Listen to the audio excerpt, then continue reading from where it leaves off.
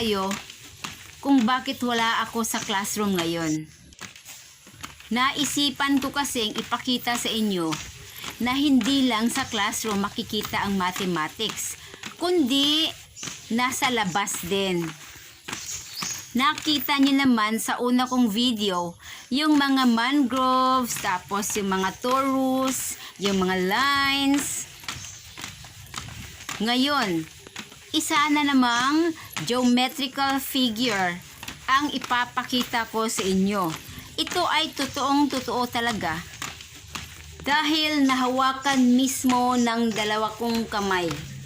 Kaya ano pang hinihintay natin? Samahan nyo na naman ako ulit.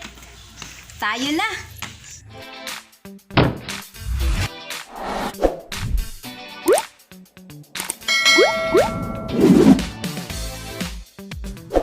Welcome to my channel.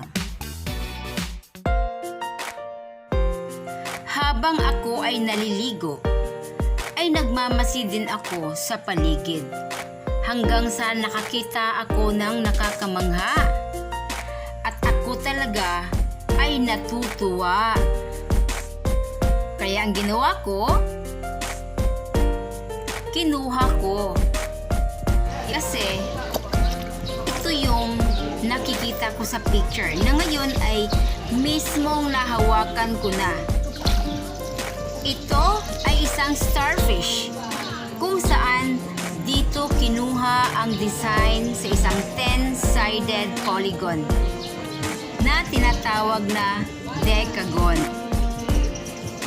Do you know that starfish exhibits the Fibonacci sequence?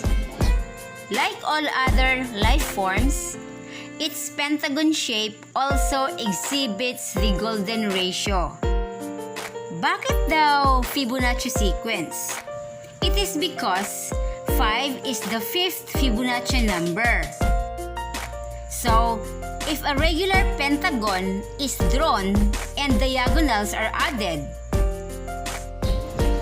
a 5-sided star or pentagram is formed, where the sides of the pentagon are 1 unit in length. The ratio between the diagonals and the sides is phi, or the golden ratio. Ang starfish ay tinatawag ding sea star.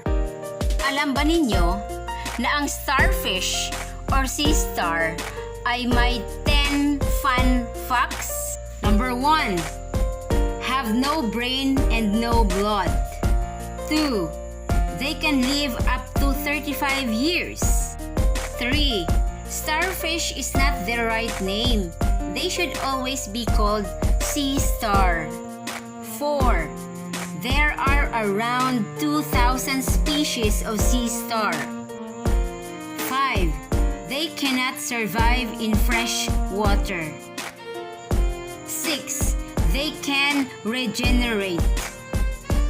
7, they eat inside out. 8, sea stars reproduce in 2 ways. 9, brittle stars are the sea stars' cousins.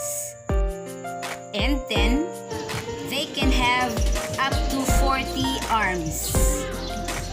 Disclaimer lang po, ang fun facts ay kinuha ko lamang po sa Google.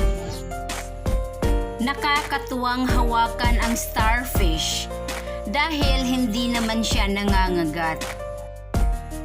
Kaya nilalaro ko muna saglit bago ko ibalik sa dagat. Nag-enjoy ba kayo sa panonood ng video ko? Hanggang sa muli!